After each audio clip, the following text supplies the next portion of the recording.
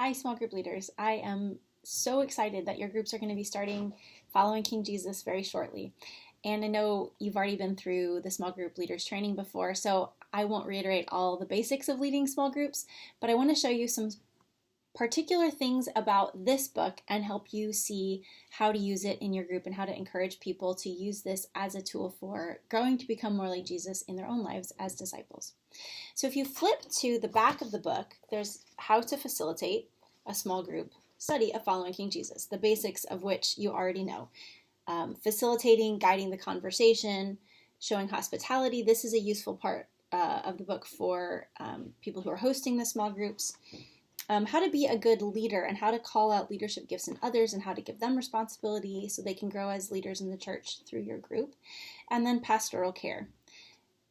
It is so important that small group leaders see themselves not just as facilitators, but as pastors, as shepherds for the people in their group. Because you will see people weekly, you'll see when they're doing well, you'll see when they're not doing well. As they see that you care for them, they will open up to you about the struggles in their lives. They'll share prayer requests and you'll know what's going on with them. So when the people in your group are struggling with losing a parent or issues with their housemates or losing a pet back home or dealing with struggles with their mental health, dealing with stress at school, dealing with problems with a boss at work, dealing with stress with their families at home, or dealing with chronic illness themselves, going to the hospital, any of the hard things in people's lives, be prepared to show care for those things, not just to pray for people, but to show up, to bring them food when they need it, to be with them when they're alone, or to refer them to professional help if they're dealing with an emotional or mental health crisis or some kind of health crisis. Make sure that they get the appropriate medical care that they need. Pastoral care, spiritual care is such a vital component of whole person care, but it's not the only aspect.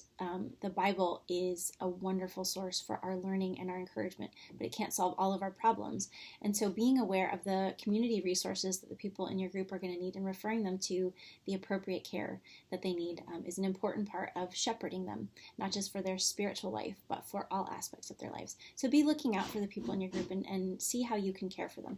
One of the most important and powerful aspects of a small group is the way that it builds community, and it gives people a group, a family away from family that's surrounding them and supporting them and caring for them. So you get to be a wonderful part of that as a small group leader. So start with that guide in the back just to refresh yourself on how to lead a small group well, and think about how you want to implement that and show that kind of care in your group. Then if you turn to the beginning, you'll see the table of contents, and the book is broken into 4 sections of 6 lessons each, so 24 lessons total.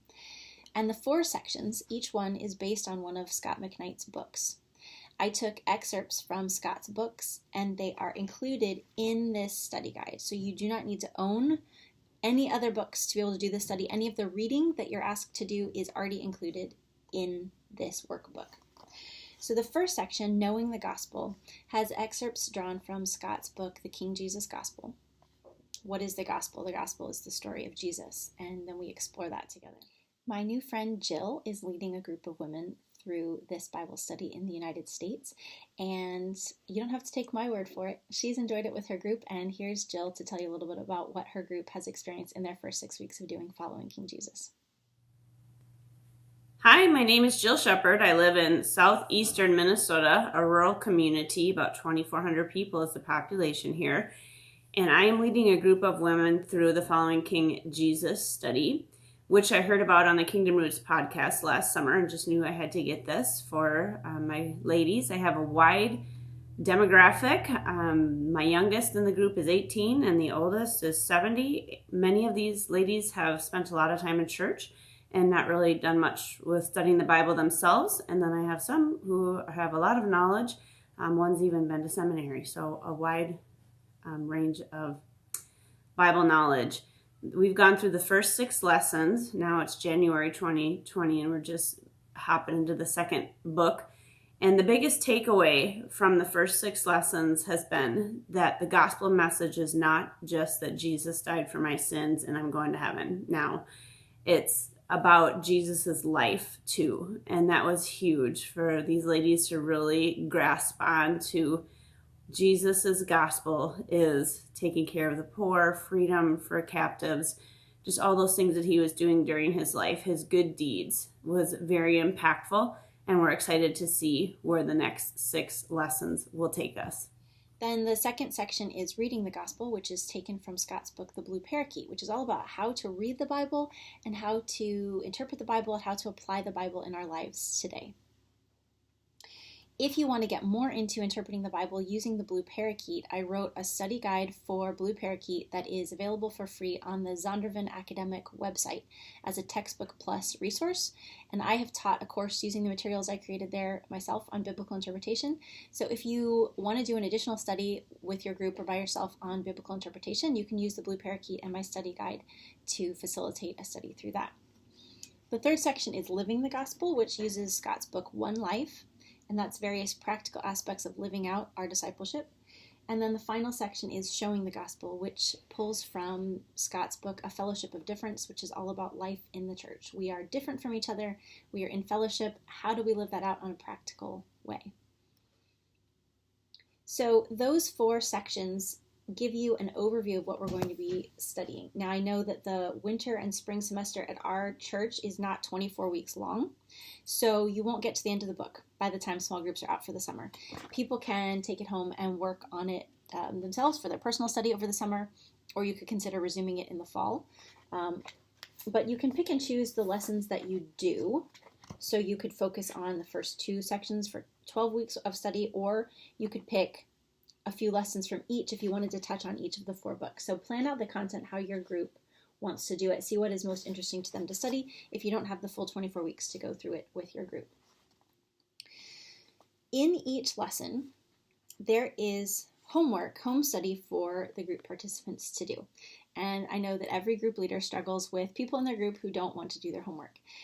And that's always a challenge. And that's where you get to rise up as a leader and figure out how to inspire them to do their homework, to want to spend time every day studying, praying, being with God, thinking about following Jesus, thinking about their spiritual life. You could do the homework for the week all in one day, but it's broken into sections, and I think it's easier to take it a little bit at a time, and then it's a good way to facilitate your spiritual growth time in your own life every day. If you model this for them, help them see how you fit it into your life, then hopefully you can inspire them to do their homework as well. And the more people who do the homework in the group, the better the group discussion is going to be.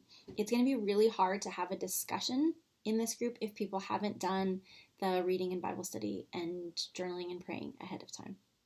So you'll see in each lesson, it starts with the personal study section. And that has a reading from one of Scot's books. It's short, a few paragraphs. And this is to give people an overview of the topic. Scott's writing, even though he's got a doctorate in New Testament and he's a well-known scholar, he writes at a level that's really understandable for the average churchgoer, even without a theological education. So I think that Scott's writing is really easy to read and really accessible, so I hope that people will enjoy that. Then there are reflection questions on the reading to help people think through what they've read, and then a Bible study that I created so that they're reading a passage from the Bible that builds on the topic from the book, and then answering Bible study questions about that so they can engage with the text of the Bible. Then there's a prayer exercise, and each one is different, 24 different ways of praying by yourself, because it's important to be creative in prayer and to try different ways of approaching God. It's a conversation. It's a relationship. So I hope that people will enjoy learning how to pray in different ways by trying these exercises. There's also action, because we're transformed when we act on what we do, not just when we store it in our heads as head knowledge.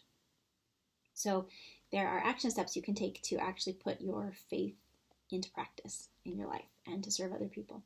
Then there's reflection. The only tool people might want besides the workbook itself is a nice journal, because there is a journaling prompt in every lesson.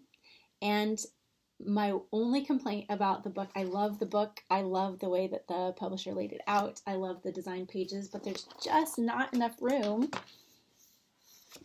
for proper journaling, in my opinion. I like to write a lot when I journal. So if people want to have a separate journal that they can keep alongside this book, that might facilitate their ability to really process what they're learning and writing.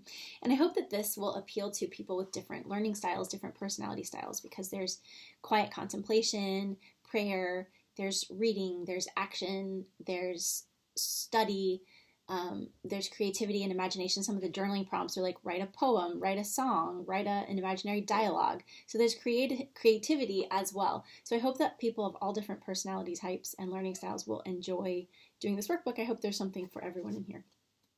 Then we get to the group discussion section, which is what you'll use in your small group time. You'll begin by saying what Scot calls the Jesus Creed together, which is Jesus' take on the Shema. Hear, O Israel, the Lord our God, the Lord is one. Love the Lord your God with all your heart, with all your soul, with all your mind, and with all your strength. The second is this, love your neighbor as yourself. There is no commandment greater than these. We say this in Scot's classroom. Every class that we have with him, we open our class sessions with that, and we close with the Lord's Prayer. And that forms a repetition that creates culture in your group. And as we repeat these words of Jesus to ourselves, we get them into our hearts, we get them into our minds, we get them into our souls, and it helps us transform more and more into being like Jesus. So I encourage you to say that Jesus Creed together at the beginning of each of your meetings and make that part of your format in your group. You'll discuss the reading. There are questions for that. You'll discuss the Bible study. There are questions for that. You'll discuss their prayer experience.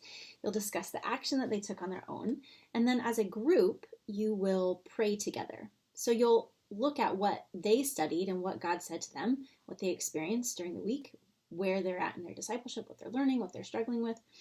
And then you'll pray together as a group. And this has 24 different types of doing group prayer. So I hope that you'll find things that are fun and comfortable and uncomfortable for your group and try a lot of different things as you pray together. And then each lesson ends with a suggestion for resting. So the idea is that after a week of studying, maybe 6 days a week, 5 days of personal study, a day with your group, and then a day off, because Jesus modeled for us that rest is important.